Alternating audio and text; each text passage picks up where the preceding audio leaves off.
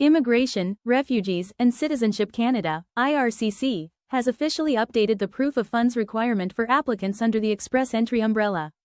This yearly update affects applicants for two important immigration pathways to Canada: the Federal Skilled Worker Program, FSWP, and the Federal Skilled Trades Program, FSTP. The changes, announced on July 7, 2025, were aligned with LICO, which is a low-income cutoff threshold, thereby affecting the minimum amount for settlement overnight required in Canada. In order to maintain their eligibility, candidates whose profiles have already been submitted to the Express Entry pool must update their proof of funds details by July 28, 2025, at the latest. What is proof of funds? To demonstrate that they have the financial means to settle in Canada after becoming permanent residents, applicants must provide proof of funds. It is one of the mandatory requirements for Express Entry candidates under the FSWP and the FSTP who do not have job offers or employment in Canada. The proof must be available during the application and must be produced upon issuance of the Canada PR. Who needs to show proof?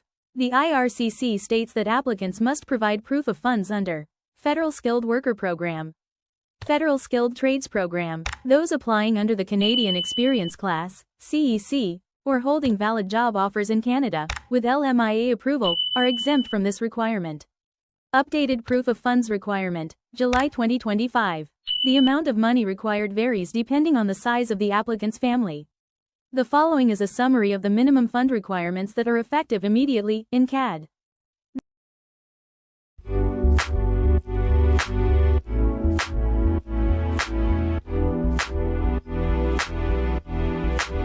These amounts are based on 50% of the LICO totals and are reviewed every year.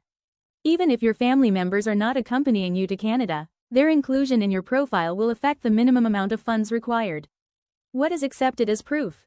To apply for Canada PR through Express Entry, your proof of funds must be both upon application and upon arrival in Canada.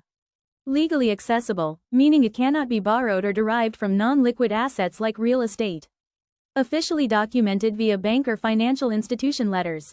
These letters must include your full name, institution's name and contact information, account numbers and type of accounts, opening dates and 6-month average balances, current balance for each account, details of any debts, such as loans or credit cards.